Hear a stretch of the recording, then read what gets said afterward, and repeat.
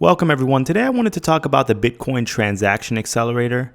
So I was recently moving BTC from exchange to exchange. I was moving it from Binance to Bittrex, and then I was eventually going to move that to a DEX or a decentralized exchange.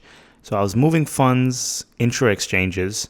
I usually, when I'm purchasing alts or doing something from exchange to exchange, I'm usually using Ethereum, but this time I was using BTC. And the funds weren't astronomical, but they were still significantly higher than traditional other assets. For example, Ethereum. Ethereum fees are a lot lower. And the narrative always gets spun that all 7.53 billion people on this planet are going to eventually own BTC.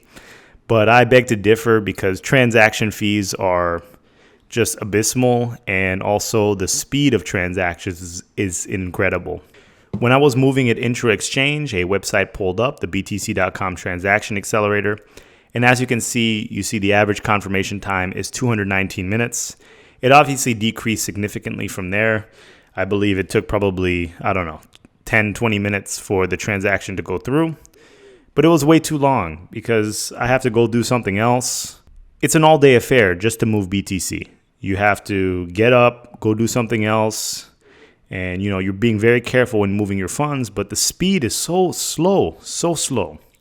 So I learned about these Bitcoin transaction accelerators. So mining pools can offer premium services to individuals moving BTC from one wallet to another, but they charge a fee.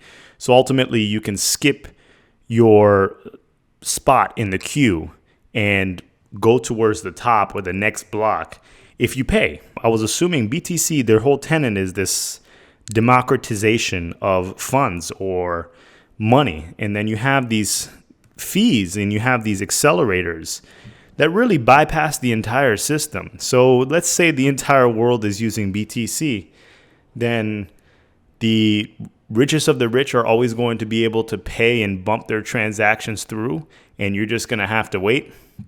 I don't know how that sounds to you. It doesn't sound great to me.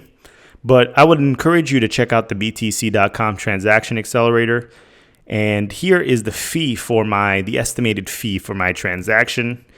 As you can see, it was on sale. So I don't know if this is a Black Friday event, but it was $268.05 slashed down to $211.65 to push that transaction hash to the front of the queue. And this is incredible. Incredible because, I wasn't sending that much money, but I could push it through for a fee and bump other transactions out. Eventually, what is this going to lead to? As the system gets more and more used, people are just going to be bumping other people out. So if you have a couple $100s to spare, or you want to get your transaction first in line, you just pay to play. I don't think this is fair. I don't think this is what cryptocurrency embodies. This is just a system flaw of Bitcoin. It can't handle the transactions. People say Lightning Network. The people running Lightning nodes, they're not able to generate enough profit for them to keep their Lightning nodes on.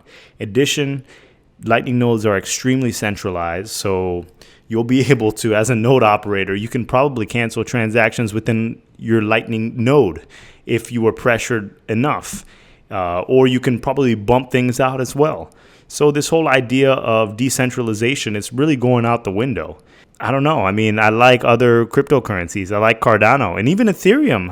Ethereum, you can move it quicker and with less hassle than Bitcoin.